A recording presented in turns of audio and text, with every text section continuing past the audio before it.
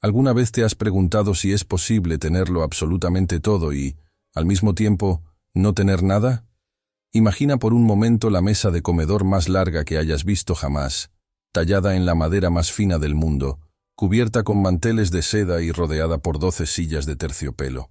Ahora, imagina que en la cabecera de esa mesa se sienta un hombre. Viste un traje que cuesta más que el salario anual de cualquier trabajador.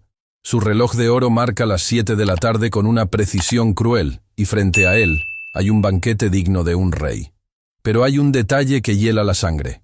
Todas las demás sillas están vacías. No hay risas, no hay brindis, ni siquiera hay el sonido de un tenedor chocando contra la porcelana. Solo hay un silencio tan pesado que parece que las paredes de la mansión se están cerrando sobre él. Ese hombre es don Alberto, el hombre más rico de la ciudad, y hoy cumple 70 años. Y mientras el mundo afuera cree que él es el hombre más afortunado de la tierra, él daría cada centavo de su cuenta bancaria por un solo abrazo sincero. Y antes de seguir con esta historia que te aseguro que te hará reflexionar sobre lo que verdaderamente importa, te invito a suscribirte al canal y a dejar tu comentario contándome desde qué ciudad nos estás escuchando. Tu apoyo es lo que nos permite seguir compartiendo estas historias cargadas de vida y de corazón. Y me encanta saber que estás ahí, al otro lado, acompañándome en cada relato. Don Alberto suspiró, un sonido ronco que se perdió en el techo altísimo de la mansión. Sus ojos, nublados por los años y por una amargura que el dinero no podía lavar, recorrieron la habitación.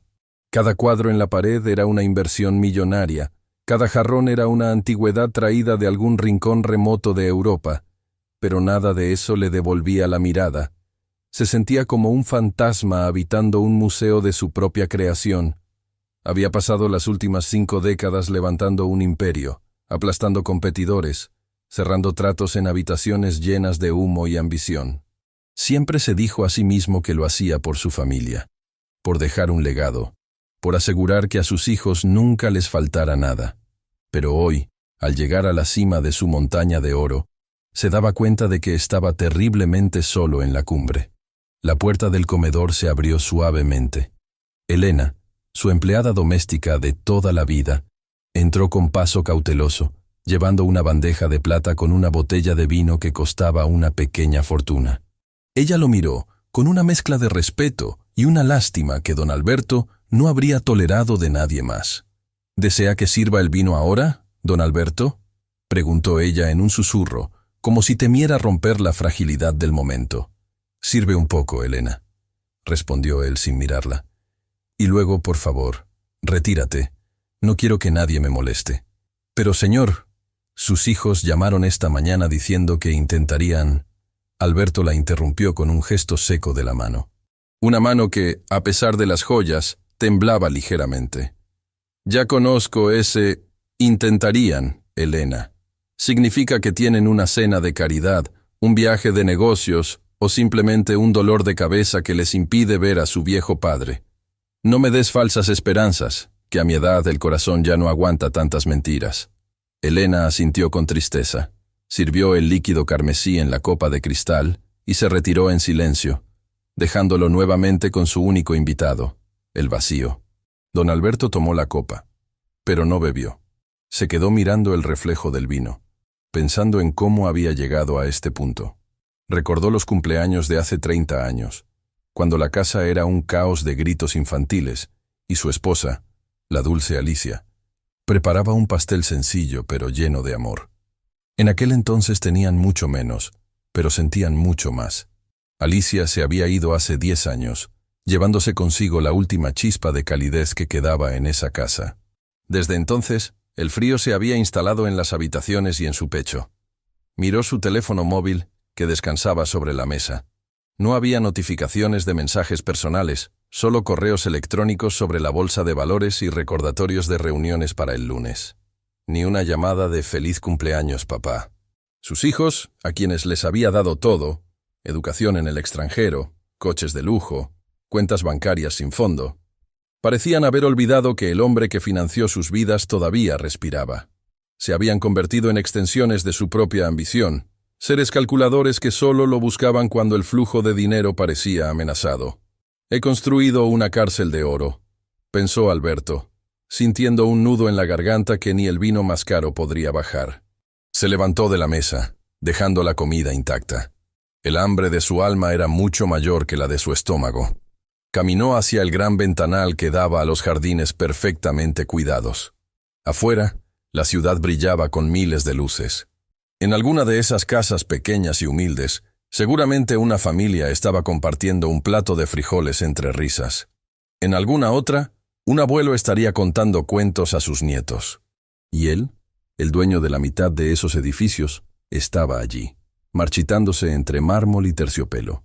El reloj de pared dio las 8. Cada campanada resonaba como un martillazo en su conciencia. Don Alberto cerró los ojos y, por un instante, se permitió una debilidad que nunca mostraba en público. Una lágrima solitaria rodó por su mejilla, surcada de arrugas. Era la lágrima de un hombre que se daba cuenta de que había pasado la vida ganando el mundo, pero perdiendo su propia alma. La injusticia de su soledad le quemaba. ¿Acaso no merecía al menos una hora de su tiempo? ¿Acaso el amor de un hijo se podía comprar y él simplemente no había pagado lo suficiente? Se dio la vuelta para regresar a su estudio, buscando refugio en sus papeles y números, el único lenguaje que parecía entender ahora. Pero justo cuando ponía la mano en el pomo de la puerta, un sonido casi imperceptible lo detuvo. No era el viento, ni el crujir de la vieja madera. Era un golpe suave, rítmico, casi tímido. Alguien estaba tocando a la puerta lateral que conectaba con el área de servicio y la cocina. Don Alberto frunció el ceño. Elena sabía que no debía volver. Sus guardias de seguridad no permitirían que nadie extraño entrara. ¿Quién podría ser a estas horas y por esa puerta? Por un momento, una chispa de esperanza, pequeña y absurda, se encendió en su pecho. ¿Sería uno de sus hijos que finalmente había decidido darle una sorpresa? ¿Sería un viejo amigo? Con un suspiro que mezclaba cansancio y una curiosidad que creía muerta, don Alberto se dirigió hacia la puerta. No sabía que, al abrirla, su mundo de certezas económicas y amargura estaba a punto de tambalearse. No sabía que la verdadera riqueza no estaba por entrar en forma de un cheque o una joya, sino de algo mucho más pequeño, mucho más frágil e infinitamente más valioso. Se acomodó el saco, recuperando por hábito su máscara de hombre severo, y abrió la puerta con un movimiento lento, preparado para reprender a quienquiera que se atreviera a interrumpir su soledad. Lo que vio al nivel de su cintura, sin embargo, lo dejó sin palabras y con el corazón en un hilo. Antes de que sus dedos terminaran de girar el pomo de la puerta, la mente de Alberto, como un proyector viejo y cansado, lo obligó a mirar hacia atrás, hacia los cimientos de ese palacio de soledad, en el que ahora habitaba. Porque para entender el frío de este presente, hay que recordar el fuego abrasador de su pasado. Alberto no siempre fue el hombre de los trajes italianos y la mirada de acero. Hubo un tiempo, hace casi medio siglo, en que sus manos estaban manchadas de grasa y sus bolsillos solo contenían sueños y deudas. Recordó con una punzada en el pecho sus primeros años con Alicia. Vivían en un departamento pequeño, donde el aroma del café barato inundaba las mañanas y el ruido de los trenes al pasar hacía vibrar las ventanas. Eran pobres, sí, pero en aquel entonces el mundo parecía estar lleno de colores. Alicia lo miraba como si él fuera capaz de mover montañas, y esa fe fue el combustible que encendió su ambición. Pero la ambición, queridos amigos, es un fuego que, si no se controla, termina por consumir todo lo que toca. Alberto se obsesionó con el éxito. Se convenció de que el amor se demostraba con facturas pagadas y que la seguridad de sus hijos era más importante que su presencia. «Lo hago por ellos», se repetía como un mantra cada vez que llegaba a casa a las 3 de la mañana, encontrando a sus hijos dormidos y a Alicia esperándolo en la cocina con los ojos rojos de tanto llorar en silencio. Recordó con una amargura que le supo a hiel la vez que su hijo mayor, Rodrigo, tuvo su primer partido de fútbol. El pequeño le había suplicado que fuera, que solo necesitaba verlo en la grada. Pero Alberto tenía una reunión crucial con unos inversores extranjeros. Eligió la reunión. Cerró el trato. Ganó su primer millón, pero perdió para siempre la luz de admiración en los ojos de su primogénito. A medida que las cifras en su cuenta bancaria crecían, Las paredes de su casa se volvían más gruesas y los corazones de su familia más distantes. Sustituyó los besos de buenas noches por juguetes caros traídos de sus viajes por el mundo. Sustituyó las cenas familiares por depósitos bancarios mensuales. Y sus hijos, aprendiendo la lección que él mismo les dictó sin palabras, empezaron a entender que el valor de un hombre se medía por el grosor de su billetera. «Papá, necesito un coche nuevo».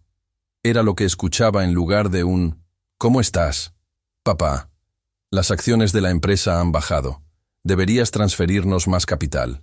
Era la preocupación de sus hijos adultos, en lugar de un «Te extrañamos en Navidad».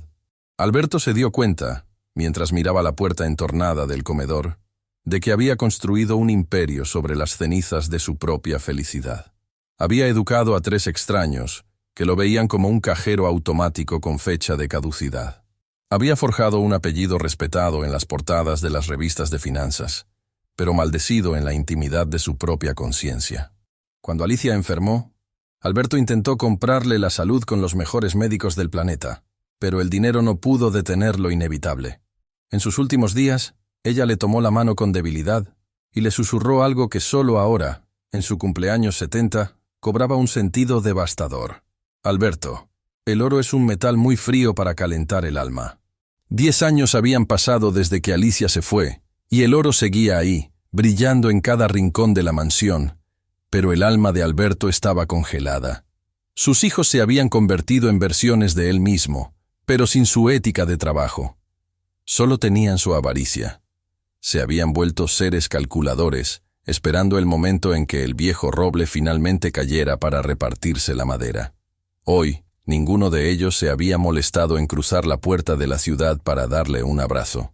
Quizás habían enviado un regalo costoso a través de sus secretarias, un reloj más, una pintura más, objetos inanimados que solo servían para recordarle que su tiempo se estaba acabando.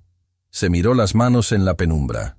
Eran manos que habían firmado contratos históricos, manos que habían construido rascacielos, pero que ahora no tenían a quién sostener.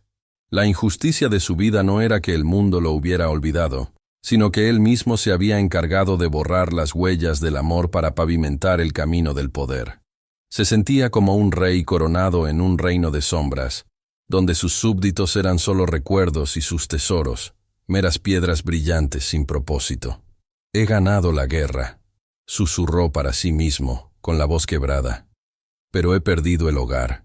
Justo en ese momento de oscuridad absoluta, cuando el peso de sus decisiones pasadas parecía que lo iba a poner de rodillas, el pequeño golpe en la puerta volvió a sonar. Era un sonido tan distinto a todo lo que había conocido en esos años de acero y cristal. Era un sonido humano, frágil, casi musical. Alberto respiró hondo, tratando de recomponer su figura de hombre imperturbable, aunque por dentro fuera un edificio a punto de colapsar. No sabía que el pasado, con toda su carga de dolor, estaba a punto de encontrarse con un presente que no entendía de deudas bancarias, sino de deudas del corazón. Con un último destello de autoridad, abrió la puerta por completo, y la luz del pasillo reveló lo que sus ojos cansados no esperaban encontrar jamás en esa tumba de mármol. En esa inmensa mansión de techos infinitos y pasillos que parecen no terminar nunca, existía un universo paralelo, un mundo que don Alberto rara vez se detenía a observar. Era el mundo de los invisibles, de aquellos que hacían que las luces se encendieran, que los suelos brillaran como espejos y que la comida apareciera sobre la mesa como por arte de magia. En el corazón de ese mundo estaba Elena. Ella no era solo una empleada. Era la guardiana de los secretos que las paredes de mármol callaban.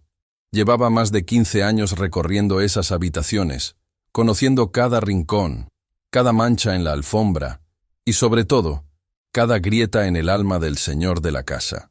Elena era una mujer de manos ásperas por el trabajo, pero de gestos suaves. Su vida no había sido fácil. Había llegado de un pequeño pueblo con poco más que una maleta cargada de esperanzas y el miedo de quien no tiene nada. Pero su mayor tesoro, su razón para levantarse cada mañana a las 5 de la madrugada, era Lucía. La pequeña, de apenas 7 años, era un rayo de sol en medio de la sobriedad de la mansión. Lucía vivía en las habitaciones de servicio, un espacio pequeño y humilde comparado con la opulencia de la casa principal, pero lleno de un calor que el dinero no podía comprar. Para Lucía, la mansión era un castillo encantado, y don Alberto era el rey triste. Ella lo observaba desde las sombras, escondida detrás de las pesadas cortinas de terciopelo o espiando a través de las rendijas de las puertas de la cocina. Mientras su madre se esforzaba por mantener la discreción absoluta que se esperaba del personal, Lucía, con la curiosidad natural de la infancia, intentaba descifrar por qué ese hombre tan poderoso siempre tenía el ceño fruncido. «Mamá, ¿por qué el abuelito Alberto siempre está solo?», preguntaba Lucía mientras ayudaba a su madre a doblar las servilletas de lino. «No le digas abuelito, hija, es el patrón», respondía Elena con un susurro, acariciando el cabello de la niña. «Y está solo porque, bueno, a veces la gente se olvida de que lo más importante no se guarda en una caja fuerte». Ese día, el día del cumpleaños número 70, el ambiente en la zona de servicio era de una extraña melancolía. Elena había estado preparando los platos favoritos del señor, aunque sospechaba que nadie vendría a compartirlos con él. Lucía había pasado la tarde sentada en el suelo de la cocina, observando cómo el teléfono de la casa permanecía en silencio y cómo los hermosos arreglos florales que llegaban de las empresas parecían más coronas fúnebres que regalos de celebración. La niña sentía una opresión en su pequeño pecho. No podía entender cómo alguien con tantas cosas hermosas podía tener una mirada tan vacía. Desde su escondite habitual cerca del comedor, Lucía había visto a don Alberto sentado a la cabecera de la mesa, rodeado de sombras. Había visto la lágrima que el millonario creía haber ocultado del mundo. Para Lucía, esa lágrima fue como una señal. En su mundo de juegos y sencillez, la tristeza de un adulto era algo que debía repararse de inmediato, como un juguete roto o una rodilla raspada. Elena, ajena a los pensamientos que bullían en la cabecita de su hija, estaba terminando de organizar la cocina tras haber sido despedida por don Alberto. Su corazón le decía que debía hacer algo más, pero conocía bien el temperamento del patrón. Cuando él pedía soledad, lo mejor era dársela. Sin embargo, no contaba con la determinación de Lucía. La niña había estado guardando algo en una pequeña caja de madera bajo su cama, un tesoro que había estado preparando con la ayuda de sus ahorros de monedas olvidadas en los sillones y la complicidad silenciosa de un panadero vecino. Mientras Elena se secaba las manos y se preparaba para descansar un momento, Lucía se deslizó fuera de la habitación de servicio. Llevaba algo entre sus manos, cubierto con una servilleta de papel, como si transportara el diamante más valioso del imperio de don Alberto. Sus pies descalzos no hacían ruido sobre la alfombra del pasillo lateral. Lucía no veía jerarquías, no veía a un jefe temido, ni al hombre más rico de la ciudad. Ella solo veía a un anciano que necesitaba saber que alguien, en algún lugar, se alegraba de que hubiera nacido. Se detuvo frente a la puerta de madera oscura que separaba la cocina del comedor principal. Podía escuchar el pesado silencio del otro lado. Respiró hondo, con la valentía que solo tienen los que aman sin esperar nada a cambio, y levantó su pequeña mano para llamar. Sabía que estaba rompiendo la regla de oro de la casa: no molestar al patrón. Sabía que su madre podría meterse en problemas, pero en ese momento el impulso de su bondad fue más fuerte que cualquier norma social. Golpeó suavemente, 3 veces, esperando que el rey triste le permitiera entrar en su castillo de soledad. El silencio de la mansión fue interrumpido súbitamente por un sonido que, en cualquier otra circunstancia, habría traído alegría, pero que en esa noche de cumpleaños sonaba como una campana fúnebre, el vibrar de su teléfono móvil sobre la mesa de mármol. Don Alberto sintió un vuelco en el corazón. Por un segundo, la amargura se disipó y una chispa de esperanza infantil se encendió en su pecho. ¿Será Rodrigo? ¿Será Carla?, se preguntó, mientras sus dedos, un poco torpes por la emoción contenida, alcanzaban el aparato. Vio el nombre en la pantalla: Rodrigo, su primogénito. El hombre que algún día heredaría la presidencia de sus empresas. Alberto aclaró su garganta, enderezó la espalda y respondió con una voz que intentaba sonar firme: ocultando la grieta de soledad que lo estaba partiendo por dentro. «Hola, Rodrigo», dijo Alberto, esperando escuchar un «Feliz cumpleaños, papá». «Papá, qué bueno que contestas». La voz de su hijo llegó cargada de una prisa nerviosa, sin el menor rastro de afecto. «Escucha, no tengo mucho tiempo. Estoy por entrar a una cena con los inversores del proyecto en Dubái. Te llamaba porque el banco me dice que hubo un problema con la transferencia de la cuenta de capital. Necesito que autorices el movimiento ahora mismo, si no, se nos cae el cierre del trimestre». El silencio que siguió fue denso, pesado como el plomo. Alberto sintió que el aire le faltaba. No hubo felicitación. No hubo una pregunta sobre cómo estaba pasando su día. Solo números, cuentas y urgencias financieras. «Rodrigo, ¿sabes qué día es hoy?», preguntó Alberto en un susurro apenas audible. Sí, es 18. El cierre de la Bolsa de Londres también presiona. Por favor, papá, no me des un discurso ahora. Solo entra a la aplicación y firma la autorización. Te mando un abrazo, hablamos luego». La línea se cortó. Alberto bajó el teléfono y lo miró como si fuera un objeto extraño y venenoso. No habían pasado ni 2 minutos cuando el aparato volvió a sonar. Esta vez era Carla, su hija menor, la que siempre fue su princesa. Alberto contestó, aunque esta vez la esperanza ya no era una chispa, sino una brasa agonizante. «Papá, muchas felicidades». La voz de Carla sonó estridente, con esa alegría ensayada de quien cumple con un trámite social. «Gracias, hija. Pensé que quizá vendrías a cenar. Hay mucha comida aquí». «Ay, papi, me muero de ganas, de verdad. Pero no te imaginas el caos que es mi vida hoy. Los niños tienen un evento en el club y Julián tiene una crisis en la oficina. Por cierto, hablando de Julián, quería pedirte un favor inmenso. El contrato de arrendamiento de su nueva sucursal necesita un aval sólido. Y bueno, nadie tiene más peso que tú. Te envié los documentos por correo. ¿Podrías echarles un ojo antes de que termine el día? Es vital para nosotros». Alberto cerró los ojos con fuerza. Podía sentir el pulso latiendo en sus sienes. Vital, ella había dicho. Como si el dinero fuera el oxígeno que los mantenía vivos, mientras él se asfixiaba en esa mesa vacía. «Lo veré, Carla. Disfruta con tus hijos», dijo él, cortando la comunicación antes de que ella pudiera añadir otra excusa o otra petición. El millonario dejó caer el teléfono sobre el mantel de lino. Se sentía ridículo, un viejo tonto rodeado de lingotes de oro que nadie podía comer. Se dio cuenta de que sus hijos no lo veían a él, veían una caja fuerte. Había pasado décadas enseñándoles que el éxito se medía en balances y dividendos, y ahora estaba cosechando exactamente lo que había sembrado. Una generación de mercenarios que llevaban su mismo apellido. La injusticia de la situación le quemaba las entrañas. Él les había dado la vida, les había dado un nombre, les había allanado el camino para que nunca supieran lo que era el hambre o el frío. Y ellos, a cambio, le daban el regalo de la indiferencia.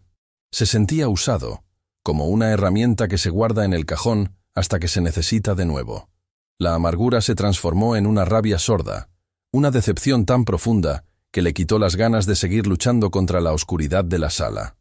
Fue en ese preciso instante cuando la humillación de ser ignorado por su propia sangre lo tenía al borde del colapso emocional, cuando la puerta lateral volvió a sonar con aquel golpe tímido. Don Alberto se puso de pie, con el rostro endurecido por el dolor. Si era Elena para insistir con el vino, juró que la despediría en ese mismo acto. Si era un guardia con más paquetes de regalo de compromiso, los mandaría a la basura. Caminó hacia la puerta, decidido a soltar toda la furia y la tristeza que llevaba dentro contra quien estuviera del otro lado. Abrió la puerta con un movimiento brusco, las palabras de reproche ya en la punta de la lengua, pero el grito se quedó atrapado en su garganta. Allí, bajo la luz mortecina del pasillo, no había un hijo arrogante ni una empleada asustada. Había una niña pequeña, con los zapatos gastados, y una mirada que brillaba con una pureza que don Alberto creía extinguida en el mundo. ¿Quieres saber qué llevaba esa niña en sus manos que hizo que el hombre más poderoso de la ciudad guardara silencio? Quédate conmigo, porque lo que sucede a continuación te recordará que a veces los tesoros más grandes no están en una cuenta de banco, sino en el corazón de un niño. La amargura de don Alberto se había transformado en un muro infranqueable. Tras colgar el teléfono, se quedó mirando las sombras que se alargaban por las paredes de mármol. Cada joya, cada cuadro de autor, cada objeto de lujo en esa habitación parecía burlarse de él, recordándole que había pasado la vida acumulando tesoros que no podían devolverle la llamada ni darle un abrazo de cumpleaños. El silencio, que antes era una señal de estatus y elegancia, ahora se sentía como una mortaja de seda que lo asfixiaba lentamente. «¡Elena!», gritó Alberto, y su voz, aunque cansada, conservaba ese tono de mando que había hecho temblar a directores de bancos y competidores feroces. Elena apareció casi al instante por la puerta lateral, con las manos entrelazadas sobre su delantal inmaculado y el rostro marcado por una preocupación genuina que don Alberto, en su ceguera de dolor, no quiso reconocer. «Dígame, señor», susurró ella, bajando la mirada. «Llevaos todo esto», dijo él, señalando con un gesto despectivo la mesa servida con manjares que no habían sido probados. «No quiero ver comida, no quiero ver vino, y sobre todo no quiero ver a nadie. Apagad las luces del vestíbulo principal. Cerrad las persianas del salón. Quiero que esta casa se quede a oscuras». Elena vaciló. Sabía que don Alberto no había comido nada en todo el día y que la tristeza, cuando se mezcla con el estómago vacío, es un veneno que consume a los hombres de su edad. «Pero don Alberto, le he preparado el faisán que tanto le gusta. Y hay un postre especial en la cocina. Por favor, coma aunque sea un poco. No es bueno que pase su noche así». «He dicho que os retiréis», tronó Alberto, golpeando la mesa con el puño. «¿Es que nadie en este mundo es capaz de seguir una orden sin cuestionarme? Mis hijos me ven como un banco, y mi personal me ve como un anciano al que hay que compadecer. Ya basta. Recoge todo, Elena.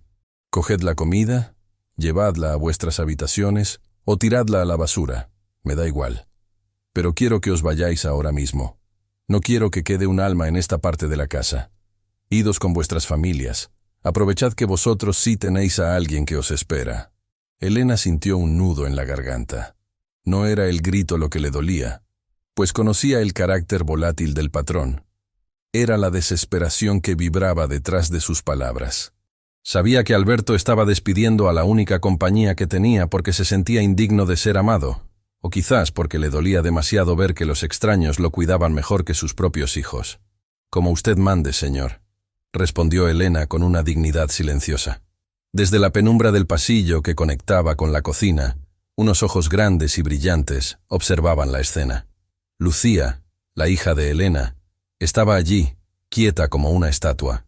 Había visto el temblor en las manos del rey triste y había escuchado el tono roto de su voz. A su corta edad, Lucía no entendía de herencias ni de avales bancarios, pero entendía perfectamente el lenguaje de un corazón que se está rompiendo. Para ella, don Alberto no era un hombre poderoso, era un abuelito que tenía miedo de la oscuridad de su propia vida. Elena regresó a la cocina y comenzó a recoger los platos con movimientos mecánicos, con el alma encogida. Lucía se acercó a ella y le tomó la mano. «Mamá, ¿por qué el señor está tan enojado con su propio cumpleaños?», preguntó la niña en un susurro. «No está enojado, mi vida», suspiró Elena, secándose una lágrima traicionera con la punta del delantal. «Está herido. A veces, la gente que tiene mucho dinero se olvida de que el corazón no se llena con billetes, y cuando se dan cuenta, se sienten muy solitos. Pero nosotros estamos aquí», insistió Lucía con esa lógica aplastante de la infancia. «Él no puede vernos, hija. Para él somos solo parte del paisaje. Ahora, ayúdame a llevar esto a la cocina. Tenemos que dejarlo solo, como él pidió. Es su voluntad y hay que respetarla». Minutos después, la mansión se sumergió en una penumbra sepulcral. Las luces de las arañas de cristal se apagaron una a una. El servicio se retiró a sus cuartos en el ala trasera, dejando al anciano millonario en el centro de su palacio de sombras. Alberto se dejó caer en su sillón de cuero frente a la chimenea apagada. No encendió el fuego. Sentía que el frío que tenía dentro de los huesos era justo lo que merecía por haber construido un mundo donde solo él tenía cabida. Se quedó allí, sentado en la oscuridad total, escuchando el tic-tac del reloj de pared que parecía contar los segundos que le quedaban de vida. Nunca se había sentido tan pequeño, tan irrelevante, tan miserable.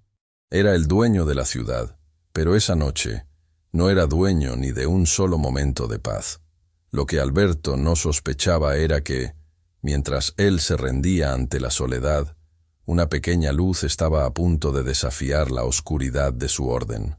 Lucía no podía dejar que el rey triste pasara su noche sin un deseo de cumpleaños, y en su pequeño rincón estaba a punto de cambiar el destino de esa mansión para siempre. Mientras el silencio se adueñaba de los pasillos principales, en el ala de servicio la vida latía con una intensidad diferente. En el pequeño cuarto de Lucía, que apenas tenía espacio para una cama y un viejo baúl, la luz de una lámpara de noche iluminaba una escena que ningún banquero de la ciudad podría haber valorado, pero que para los ángeles era un tesoro de valor incalculable. Lucía estaba sentada en el suelo, con las piernas cruzadas, frente a su pequeña caja de madera. Con cuidado, como quien cuenta diamantes, sacó sus ahorros, unas pocas monedas de cobre y un par de billetes arrugados que había guardado durante meses, renunciando a dulces y juguetes. Esa misma tarde, aprovechando un breve descuido de su madre mientras recibía a los proveedores, Lucía se había escapado hasta la pequeña panadería de la esquina de la gran avenida. Con sus manos temblorosas de emoción, le había entregado sus monedas al panadero y le había pedido el pastel más bonito para un rey. El hombre, conmovido por la seriedad de la niña, le dio un pequeño panqué de chocolate cubierto con una crema blanca y unas chispas de colores. No era una obra de arte de la alta repostería, pero para Lucía era la llave que abriría la puerta de la felicidad de don Alberto. Ahora, en la penumbra de su habitación, Lucía sacó el panqué de su escondite bajo la cama. Debido a las prisas por ocultarlo de la mirada vigilante de Elena, el dulce se había aplastado un poco por un costado. La crema blanca ya no era perfecta, y el bizcocho tenía una grieta que cruzaba su centro. La niña lo miró con los ojos empañados, temiendo que no fuera lo suficientemente bueno para un hombre que tenía platos de oro. Pero entonces recordó lo que siempre decía su abuela en el pueblo. El amor es el único ingrediente que puede arreglar cualquier receta. Con manos delicadas, Lucía sacó una única vela de color azul que había guardado de su propio cumpleaños. La clavó justo en el centro del panqué, cubriendo la grieta. Buscó en el cajón de su madre una caja de cerillos. Su corazón latía con fuerza, como un tambor que marcaba el ritmo de una misión secreta. Sabía que estaba desobedeciendo la orden directa del patrón. Sabía que su madre se asustaría si la encontraba fuera de la cama. Pero Lucía no sentía miedo. Sentía una urgencia sagrada. No podía permitir que el reloj diera la medianoche sin que el rey triste tuviera su deseo. «No te preocupes, pastelito», susurró la niña al dulce aplastado. «Él no verá que estás un poquito roto. Él verá que te traje luz». Se puso en pie, descalza para no hacer ruido sobre la madera fría, y envolvió el panqué con una servilleta de papel con dibujos de flores. Cada paso que daba hacia la puerta de salida era un acto de valentía pura. Lucía caminaba por los túneles de servicio, esquivando las sombras, hasta llegar a la pesada puerta de roble que dividía los dos mundos. Allí se detuvo un segundo. Podía oler la opulencia de la mansión, ese aroma a cera cara y a perfume antiguo, pero también podía oler la tristeza. Era el momento. Lucía encendió el cerillo, y con una pequeña llama que bailaba al ritmo de su respiración, prendió la mecha de la vela azul. La pequeña luz iluminó su rostro infantil, lleno de una determinación que muchos hombres de negocios envidiarían. Con el panqué en una mano y la esperanza en la otra, Lucía cruzó el umbral hacia la oscuridad del gran comedor, llevando consigo el único tesoro que esa noche podía salvar el alma de don Alberto. La oscuridad en el gran comedor era casi absoluta, una negrura espesa que parecía devorar incluso el recuerdo de la opulencia que esas paredes albergaban. Don Alberto permanecía inmóvil en su silla, con la cabeza apoyada en el respaldo y los ojos cerrados, tratando de ignorar el vacío que rugía en su pecho. El silencio era tan profundo que podía escuchar el eco de su propia respiración cansada. Sin embargo, algo cambió en la atmósfera. Un aroma dulce, una mezcla de chocolate barato y vainilla, empezó a flotar en el aire gélido, y un pequeño resplandor, apenas una chispa en la inmensidad, comenzó a filtrarse desde el pasillo lateral. Alberto abrió los ojos, confundido. Al principio, pensó que su mente le estaba jugando una mala pasada, que la tristeza lo estaba haciendo alucinar, pero la luz era real. Una pequeña llama bailaba en la penumbra, acercándose con lentitud. El millonario sintió que una oleada de irritación le subía por el cuello. Había dado una orden clara: soledad absoluta. ¿Quién se atrevía a desafiarlo de esa manera? ¿Quién se atrevía a profanar su luto personal con una luz tan insignificante? He dicho que me dejaran solo. Su voz tronó en la estancia, rebotando en las vitrinas de cristal y haciendo vibrar las lámparas de araña. La luz se detuvo en seco. Por un momento, Alberto pensó que quienquiera que fuese saldría huyendo. Pero no fue así. La llama tembló, pero se mantuvo firme. Entonces, desde la sombra, emergió una figura tan pequeña que el hombre tuvo que inclinar la vista hacia abajo. Era Lucía. La niña estaba allí, de pie sobre la alfombra persa que costaba más que una casa entera, con sus pies descalzos y su pijama de algodón desgastado. Entre sus manos, sostenía el panqué aplastado, y la vela azul proyectaba sombras gigantescas sobre su rostro infantil, lleno de una mezcla de temor y valentía. Alberto se quedó mudo. Las palabras de reproche se le murieron en la garganta. La imagen era tan surrealista, tan ajena a todo lo que él conocía, que su cerebro no lograba procesarla. Allí estaba la hija de su empleada, una niña que él apenas había notado en todos esos años, desafiando su autoridad con un trozo de bizcocho maltratado. «Señor», la voz de Lucía era apenas un susurro, pero en ese silencio sepulcral sonó como un trueno de pureza. «Perdón por entrar sin permiso, pero es que hoy es su cumpleaños. Y yo no quería que los ángeles lo vieran solito en la oscuridad». Alberto sintió un golpe en el estómago, como si le hubieran quitado el aire. No eran las palabras de un accionista, ni las demandas de sus hijos. Era la voz de la inocencia hablándole directamente a su miseria. El hombre intentó recuperar su máscara de hierro, intentó fruncir el ceño, pero sus ojos se clavaron en el panqué. Estaba deformado. La crema se desparramaba por un lado y la servilleta de flores estaba arrugada. Era, posiblemente, el objeto más pobre que jamás había entrado en ese comedor. Y sin embargo, brillaba con una dignidad que hacía que todo el oro de la habitación pareciera basura. «¿Qué es esto?», logró preguntar Alberto, con una voz que ya no era de mando, sino de una profunda y dolorosa extrañeza. «Es un deseo, señor», respondió Lucía, dando un paso más hacia él, acortando la distancia entre la riqueza extrema y la pobreza absoluta. «Mi mamá dice que cuando uno sopla una vela con el corazón limpio, la tristeza se va volando. Yo usé mis monedas para comprárselo. Está un poquito aplastado porque lo guardé muy fuerte para que nadie lo viera, pero el sabor es de verdad». Lucía extendió sus brazos, ofreciendo el humilde banquete. Alberto miró las manos pequeñas de la niña, marcadas por la sencillez de su vida, y luego miró su propia mesa vacía. En ese instante, algo se rompió dentro del millonario. El muro de hielo que había construido durante 50 años empezó a agrietarse. La injusticia de su vida no era que sus hijos lo hubieran olvidado, sino que él hubiera necesitado llegar a los 70 años para recibir el único regalo sincero que le habían hecho en décadas. Un panqué aplastado de una niña que no tenía nada, pero que estaba dispuesta a dárselo todo para que él no se sintiera solo. El millonario se quedó mirando aquel pequeño dulce, cuya luz temblorosa era lo único que desafiaba la inmensa oscuridad del comedor. Sus manos, acostumbradas a firmar cheques de 7 cifras y a estrechar las manos de los hombres más poderosos del continente, temblaron ligeramente. No sabía cómo reaccionar. Una parte de él, la que había sido forjada en el acero de los negocios, quería decirle que se fuera, que no era apropiado. Pero su alma, esa parte de él que estaba sedienta y seca como un desierto, se aferró a la presencia de la niña como si fuera un oasis.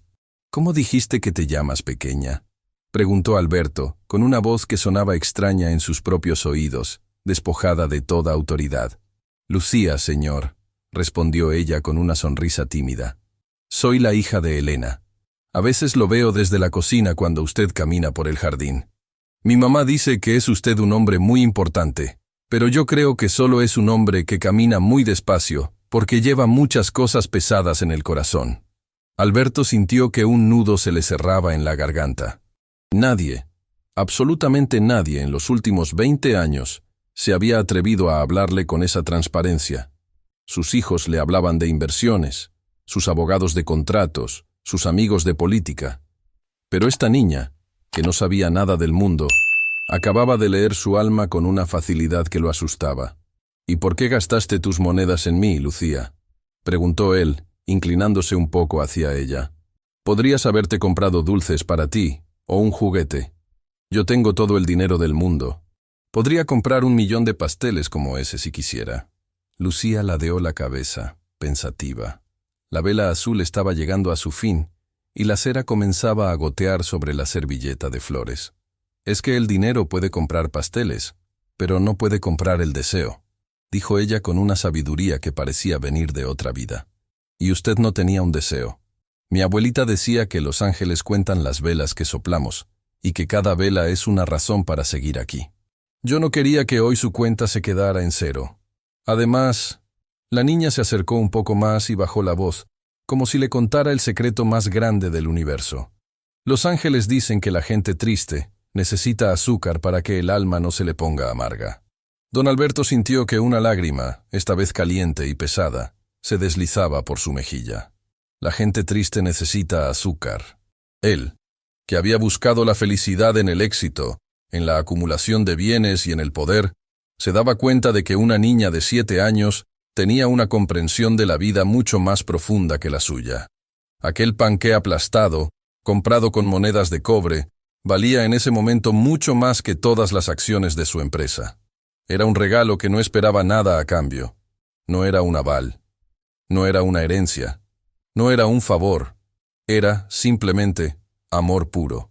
«Nadie me había regalado algo tan valioso en mucho tiempo, Lucía», susurró Alberto, estirando su mano para tocar suavemente el hombro de la pequeña.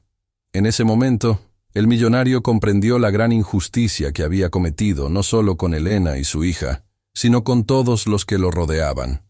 Había vivido rodeado de personas, pero las había vuelto invisibles. Había construido muros tan altos que ya no podía ver la humanidad de los demás. La soledad de su cumpleaños no era culpa del destino.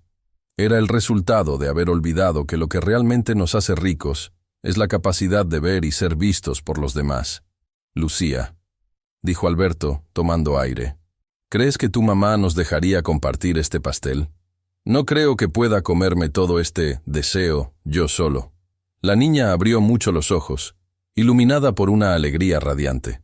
Por primera vez en décadas, el gran comedor de la mansión no se sentía como una tumba de mármol. Se sentía, poco a poco, como un hogar. Pero la paz de ese momento estaba a punto de ser interrumpida, porque la realidad de la mansión y los secretos que Elena guardaba con tanto celo estaban a punto de salir a la luz. La pequeña llama de la vela azul dio un último destello antes de extinguirse, dejando tras de sí un delgado hilo de humo que subía hacia el techo de la mansión. Pero el comedor ya no estaba a oscuras. Una luz diferente, más cálida y humana, empezaba a llenar el espacio. Sin embargo, el momento fue interrumpido por el sonido de unos pasos apresurados y el eco de una respiración agitada que venía del pasillo. Era Elena. Al darse cuenta de que su hija no estaba en la cama, el terror la había invadido. Entró al comedor con el corazón en la boca, esperando encontrar a don Alberto furioso y a su hija siendo reprendida. «¡Lucía! ¡Por Dios, hija, perdónelo, señor!», exclamó Elena corriendo hacia la niña y tomándola por los hombros para protegerla, como si esperara un castigo inminente. «No sé cómo se escapó. Ella no quería molestar. Por favor, don Alberto, no le haga caso, es solo una niña. Mañana mismo recogeremos nuestras cosas, nos iremos, pero por favor, no se enoje con ella». Elena estaba temblando. En sus 15 años de servicio, había aprendido que los hombres como don Alberto valoraban el silencio y la obediencia por encima de todo.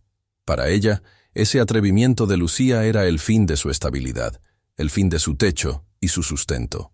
Bajó la cabeza, preparada para el grito, para la humillación, para el despido fulminante.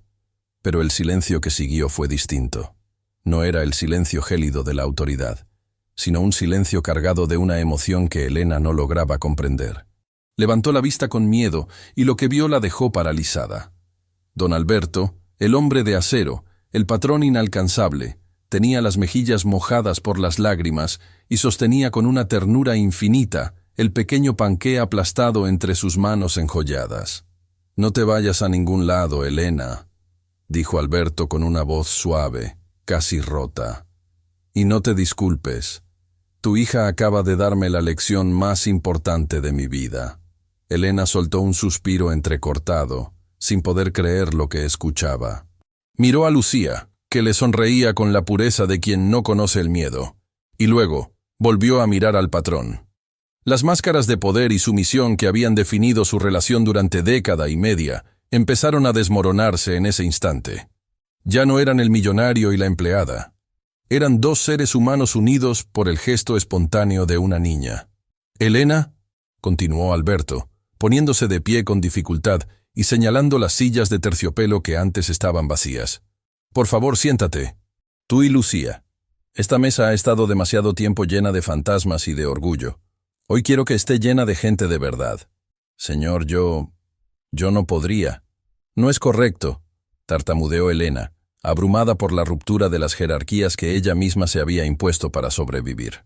«Lo que no es correcto es que yo haya cenado solo durante 10 años, mientras las mejores personas de esta casa estaban escondidas en la cocina», respondió Alberto con una firmeza cariñosa. «Hoy es mi cumpleaños, y he decidido que mi deseo es compartir este pastel con las únicas personas que se acordaron de que soy un hombre, y no una cuenta bancaria». Con una torpeza conmovedora, Elena se sentó en una de las sillas de la cabecera, mientras Lucía se acomodaba a su lado, con sus pies descalzos colgando y su carita iluminada por la emoción. Alberto llamó a la cocina, pero no para dar una orden autoritaria, sino para pedir, por favor, que trajeran platos y cubiertos para 3. Por primera vez en la historia de esa mansión, las barreras del prejuicio social se rompieron. Mientras compartían el panqué de chocolate y la comida que Elena había preparado con tanto esmero, el comedor se llenó de algo que el dinero jamás pudo comprar: una conversación sincera. Alberto escuchó las historias de Elena, sus luchas por sacar adelante a su hija, sus sueños humildes, y él por primera vez habló de su soledad, de sus arrepentimientos y del peso de su corona de oro.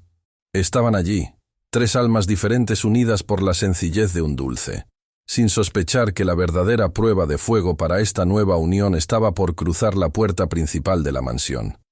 La risa de Lucía, cristalina y honesta, resonaba en el comedor como una melodía que la mansión había olvidado hace mucho tiempo. Don Alberto, con un trozo del panqué aplastado en su plato de porcelana fina, sentía que cada bocado le devolvía un poco de la vida que creía perdida. Elena, aunque todavía algo tímida, comenzaba a relajarse, compartiendo anécdotas de su pueblo que hacían que el millonario recordara sus propios orígenes humildes. Era un momento de paz perfecta, una burbuja de humanidad en medio de un océano de lujos vacíos. Pero como suele suceder cuando la verdad empieza a brillar, la oscuridad no tarda en intentar apagarla. El sonido estruendoso de la puerta principal abriéndose y el eco de unos pasos apresurados sobre el mármol del vestíbulo rompieron la magia. No eran pasos de alguien que llega con amor. Eran pasos cargados de arrogancia y urgencia. Segundos después, Rodrigo y Carla entraron al comedor como 2 ráfagas de viento helado. Venían vestidos de etiqueta, oliendo a perfumes caros y con los teléfonos móviles en la mano, como si fueran extensiones de sus propios cuerpos. Se detuvieron en seco al ver la escena. Sus rostros, que venían preparados para fingir una disculpa, se transformaron en una máscara de absoluto asombro y desprecio. «Papá, ¿pero qué significa esto?», exclamó Rodrigo, señalando a Elena y a Lucía con un gesto que destilaba una superioridad hiriente. «¿Te sientes bien? ¿Qué hacen estas personas sentadas en la mesa principal?». Carla, por su parte, soltó una risa nerviosa y llena de veneno, mientras se acercaba a su padre ignorando por completo la presencia de la niña, que se había encogido en su silla, buscando la mano de su madre. «Ay, papá, de verdad que la soledad te está afectando más de lo que pensábamos», dijo Carla, con un tono condescendiente que quemaba.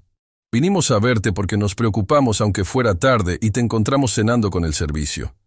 Esto es de muy mal gusto. Elena, por favor, retírate con la niña a la cocina. Tenemos asuntos importantes de familia que discutir con mi padre. Elena se puso de pie de inmediato, con la cara encendida de vergüenza y el miedo reflejado en sus ojos. Iba a tomar a Lucía de la mano para salir huyendo, pero antes de que pudiera dar un paso, la voz de don Alberto se alzó en el salón. Ya no era la voz de un anciano derrotado, era la voz de un hombre que acababa de encontrar algo por lo que valía la pena luchar. «Siéntate, Elena», ordenó Alberto, pero esta vez su tono no era de mando hacia ella, sino de protección. «Y ustedes dos, cierren la boca y escuchen bien, porque es la última vez que voy a tolerar esa falta de respeto en mi casa». Rodrigo y Carla se quedaron mudos, sorprendidos por la fuerza que emanaba de su padre. Alberto se puso de pie lentamente, con una dignidad que hacía que sus hijos parecieran pequeños y miserables a pesar de sus trajes de diseño. «Ustedes dicen que han venido porque se preocupan», continuó Alberto caminando hacia ellos. «Pero han llegado 4 horas tarde, y no han llegado con un feliz cumpleaños, sino con papeles para que firme avales y autorizaciones de transferencias. Me llamaron hoy no para saber si mi corazón todavía latía, sino para asegurarse de que mi chequera seguía abierta. Papá, no seas dramático. Los negocios no esperan», intentó interrumpir Rodrigo, pero Alberto levantó una mano silenciándolo. «Los negocios pueden esperar, pero la vida no», sentenció el millonario. «Mientras ustedes se llenaban la boca con excusas, esta niña, a la que ustedes llaman el servicio, entró aquí con el único regalo que he recibido hoy que no tiene una factura adjunta. Me trajo un pastel comprado con sus ahorros de meses, porque no quería que yo estuviera solo. Me trajo luz cuando ustedes me dejaron en la oscuridad». Alberto tomó el pequeño plato con el resto del panqué y se lo mostró a sus hijos como si fuera una joya sagrada. «Esto que ven aquí», dijo con la voz entrecortada por la emoción, «representa una riqueza que ustedes, con todos sus títulos y sus cuentas en Suiza, no han sido capaces de acumular en toda su vida.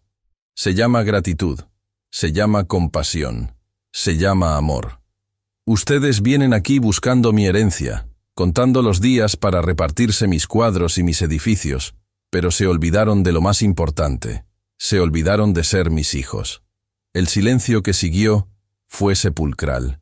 Carla y Rodrigo se miraron entre sí, sintiendo por primera vez el peso de su propia mezquindad. La presencia de Lucía y Elena en la mesa era el espejo que les devolvía la imagen de su propia fealdad interna. «Mañana mismo», concluyó Alberto, mirando fijamente a su primogénito, «voy a revisar todos mis testamentos y mis fundaciones. He decidido que mi fortuna no va a ir a parar a manos que solo saben recibir y nunca dar. Voy a invertir en el futuro de quienes entienden el valor de un abrazo. Y ahora, si me disculpan, estoy en medio de una cena muy importante con mi verdadera familia, la que yo he elegido esta noche. Pueden irse». Los hijos, humillados y sin palabras, dieron media vuelta y salieron de la mansión, esta vez sin el ruido y la soberbia con la que habían entrado. Cuando la puerta principal se cerró de nuevo, Alberto regresó a su silla. Estaba agotado, pero se sentía más ligero que nunca. Miró a Elena y a Lucía, que lo observaban con una mezcla de asombro y ternura. El banquete de la verdadera riqueza no estaba en los platos de plata, sino en la verdad que finalmente había sido dicha. El millonario tomó la mano de la niña, y con una sonrisa que le borró 20 años de encima, le pidió que le contara más sobre esos ángeles, que dicen que la gente triste necesita azúcar. La justicia moral se había cumplido, pero lo mejor de la historia estaba aún por escribirse en los corazones de aquellos que el mundo consideraba invisibles. Dicen que el tiempo es el mejor arquitecto, capaz de transformar las ruinas del alma en palacios de esperanza, si se tiene el valor de cambiar los planos. Han pasado 3 años desde aquella noche de cumpleaños en la que un pequeño panqué aplastado y una vela azul salvaron a un hombre de naufragar en su propio mar de oro. Hoy, si caminaras frente a la mansión de don Alberto, ya no sentirías ese frío sepulcral que solía emanar de sus muros de mármol. Los grandes portones de hierro, que antes parecían las rejas de una prisión, ahora permanecen abiertos de par en par, dejando salir el aroma de los jazmines, Y lo más importante, el sonido que le devolvió la vida a esta casa, las risas de los niños. Don Alberto ya no es el hombre de los trajes rígidos y la mirada de acero. Ahora suele vestir camisas de lino claras y lleva siempre una sonrisa que le ilumina las arrugas, esas marcas que ahora cuentan historias de alegría y no de amargura. Se le puede ver a menudo sentado en un banco del jardín, no vigilando sus inversiones, sino leyendo cuentos a un grupo de niños de la comunidad. Y es que Alberto comprendió que su imperio no servía de nada si no se convertía en un puente para los demás. Utilizó gran parte de su fortuna para crear una fundación que apoya a madres solteras y brinda educación de calidad a niños que, como Lucía, tienen un corazón gigante pero los bolsillos vacíos. Elena ya no lleva el delantal de servicio. Hoy es la administradora general de la fundación y la mano derecha de Alberto, pero sobre todo es su amiga, la hermana que la vida le regaló en la madurez. Juntos han transformado la mansión en un hogar vivo. Lucía, por su parte, ha crecido y es una estudiante brillante, pero conserva esa misma chispa de pureza en sus ojos. Ella sigue siendo la protegida de Alberto, a quien ahora llama abuelo, con una naturalidad que le llena el pecho de orgullo al anciano. Cada tarde, después del colegio, ellos dos tienen una cita ineludible en el gran comedor para compartir un postre y conversar sobre las cosas importantes de la vida, las que no tienen precio. ¿Y qué pasó con los hijos de Alberto? Bueno, el camino para ellos fue más difícil. Al principio, intentaron impugnar las decisiones de su padre, cegados por la avaricia. Pero Alberto se mantuvo firme. No los desheredó por completo, porque su corazón no conoce el rencor, pero les puso una condición.